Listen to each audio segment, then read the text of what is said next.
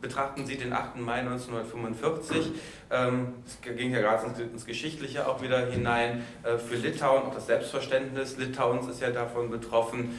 Ist das für Sie, wie das in Westeuropa auch dargestellt wird, eine Befreiung gewesen? Oder kann man das differenzieren? Oh, nein,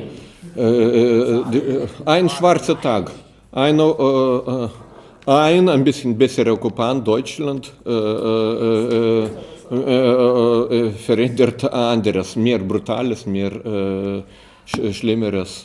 In Hitler-Zeiten im Vergleich war schlimm für Juden, aber für die Bevölkerung nicht so schlecht.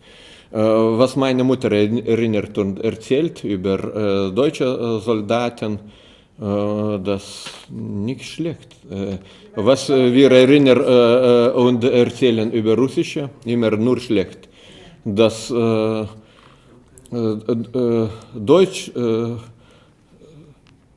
wann kamen hier in die Jahren 1941 deutsche Truppen? In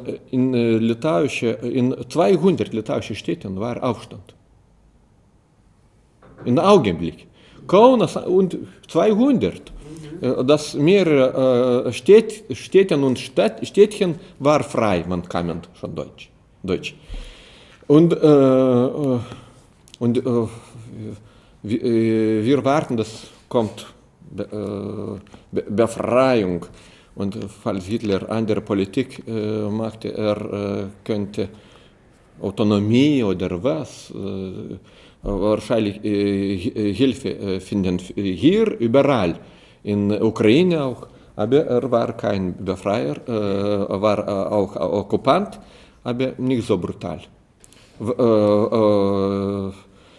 Und das heißt, solche graue Zeit verändert nach schwarz.